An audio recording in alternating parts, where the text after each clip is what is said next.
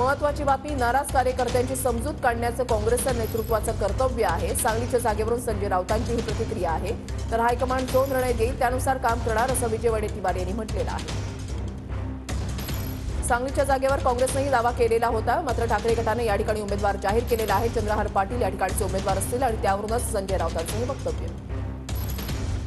छत्रपती शाहू महाराजांसाठी कोल्हापूरचा मतदारसंघ आम्ही काँग्रेसला सोडला। तिथे आमच्या कार्यकर्त्यांचा हट्ट होता की तिथे मशाल चिन्हावरच निवडणूक लढली जावी। आम्ही तिथे कार्यकर्त्यांची समजूत काढली। तसेच अमरावती आहे, असे अनेक भाग आहेत। आघाडीमध्ये आपण जेव्हा काम करतो तेव्हा अशा प्रकारे कार्यकर्त्यांच्या भावना लक्षात घेऊन दुखावलेल्या कार्यकर्त्यांची समजूत काढायची असते।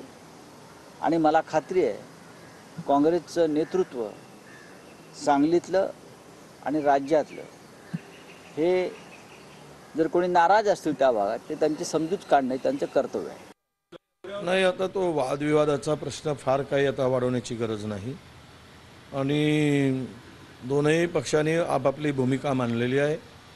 ती जागा कोणाची हा विषयच नाही। ती जागा मुळात सुरुवातीपासून काँग्रेसची होती।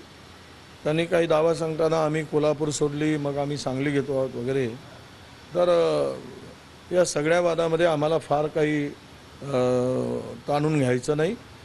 जो निर्णय होईल हायकमांड घेतील त्या निर्णयाला मान्य राहून आम्ही सर्व महाराष्ट्रातील आणि सांगलीतील नेते काम करतील।